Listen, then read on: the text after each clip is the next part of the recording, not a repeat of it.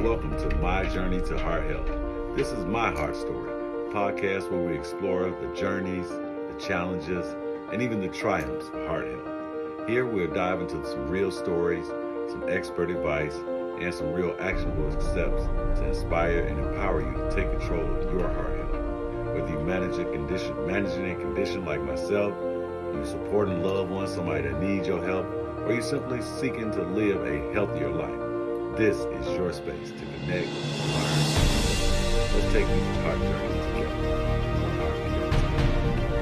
Look in the mirror, I see a great man, but look in the mirror. I see a great man, just look in the mirror. I see a great man, I see a great man. For the journeys, the challenges, and the triumphs of heart health.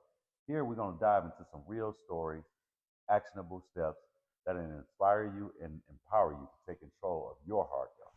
Whether you're managing a condition like myself, or supporting a loved one, or simply seeking to live a healthier life, this is your space to connect, learn, and grow.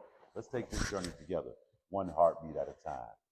So my personal story is my first heart attack happened in December 2017 after suffering years of uncontrolled high blood pressure, high cholesterol, and just frankly just eating bad, man. Just being a bad eater, man. Eating wherever I could go, by being a teacher and a tree cutter, just eating all over the place. Any Coney Island, quick Wendy's, any little spot, man. And there was stuff like that actually led to the first heart attack in 2017, plus stress, man. I just was stressed out, really, really stressed out, not taking advantage of it, not even understanding it, not sitting down to de-stress or try to, even learn meditation things and shit like that, man, to help keep myself calm, man. And it was things like that that led while I was being a father, being a teacher, and trying to be a tree cutter all at the same time. These different levels of stress, I wasn't gauging them right. You know what I'm saying? I'm just doing everything just to survive. Trying to be a dad, trying to be a career minded. You know what I'm saying, man, and take care of my kids at the same time. You know what I'm saying? That was just some of the stuff I was doing. Those are some of the things that I was taking for granted at the time. And that's what I want to tell y'all about my heart story. And that's the beginning of my heart story. So my goal here is to inspire people to prioritize their heart health, to be able to understand the symptoms, pay attention to it. When you got that chest pain, when you fatigue, that shortness of breath, to not ignore that. Too often times, guys, we try to man up and be tough, our ego right there.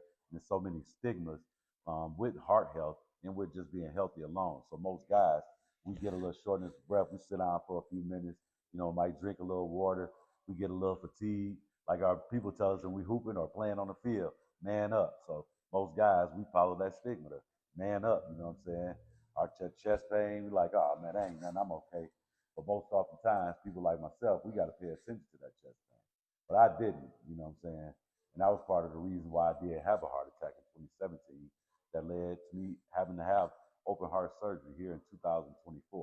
So that's why I want to kick it with y'all, man. Let y'all know you got to prioritize your heart health. Most of us guys, we sit around taking a lot of blood pressure medicine, man. I got a bunch behind me right here I got to take today, man. And we fall in that stigma as well. We don't want to run to the bathroom. We don't want to be taking all them pills. And let's be honest, you know what I'm saying?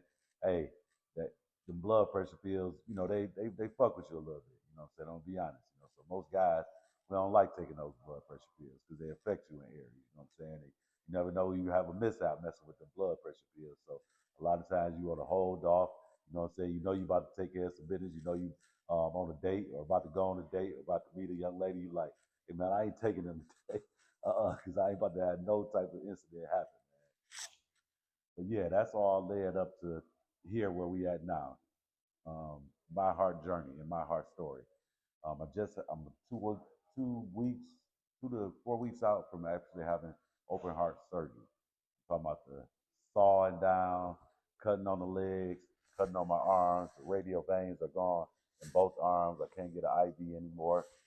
Um, and here we are, the surgery.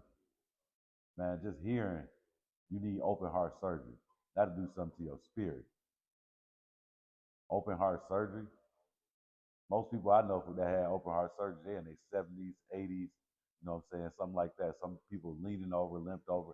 I didn't feel like I was a person that actually needed open heart surgery.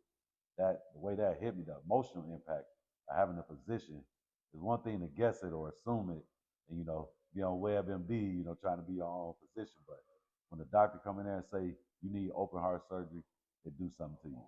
It changes you. You know what I'm saying? It's an inspiring thing. The importance, it lets you know the importance of early detection. And like I said, there's some fears that come with it. A lot of fears that come when you hear you need open heart surgery. Open heart surgery, the combination of having your chest sawed open, peeled apart, multiple people in your chest, pulling strings, pulling pieces, pulling veins, pulling arteries. So I had quadruple bypass surgery. And what that consists of, the technical term is a coronary artery bypass graft. So they had to go in, take veins out from my legs, from my arms, to strap them to to graft them to my valves and arteries that were closed off. Four of them were actually closed off, and I actually had to have an additional stent placed on my aorta because my aorta, I suffered an aneurysm after a Labor Day car accident. Yep, I had a car accident, and that kind of led to the open heart surgery. That was one of the initial things that pushed the open heart surgery and made it go on.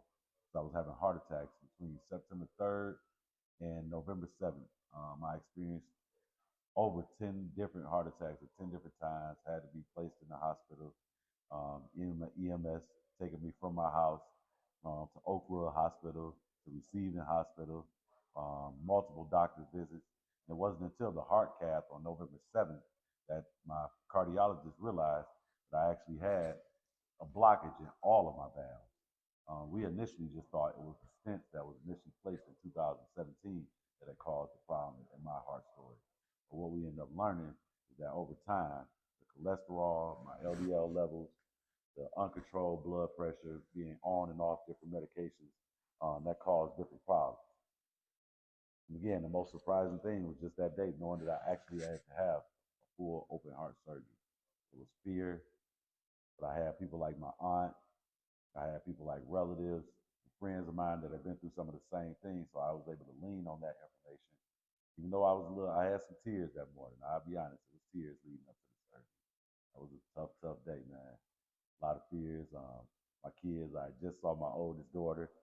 She didn't know. She was just shocked to see me in the hospital, with all these tubes and everything strapped to me. And I had good friends, though. I want to give a big shout out to my cousin Tina, who was there supporting me. Shout out to Ebony, man, the biggest supporter, my biggest motivation during that time period. She pitched in, she helped out a lot, man. Was right there by my side, actually holding my hand. You know what I'm saying? That was very, very needed. You know what I'm saying? Emotional support, family support. I really, really needed that, man. My kids, they were all down at the hospital, family, friends, even my landlord, where I rent my own home at. He came out to support me and show some love.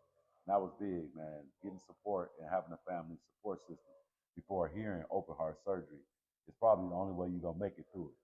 Big shout out to my homeboy Coleman Hudgens also, who actually visited me in the hospital several times. Man, came up giving support. Shout out to my boy Curtis DJ. He came up to the hospital, brought me a charger. Man, I wouldn't even been able to take footage of some of the stuff that I was experiencing. And that's just my heart story, man. This is just one of the episodes. This is one of the segments on my journey to heart health, where I want to inspire, inform, and educate y'all on heart health. So make sure y'all continue to tune in, check out the podcast of my journey to heart health. This is my heart story. And thank y'all for tuning in to Mark Anthony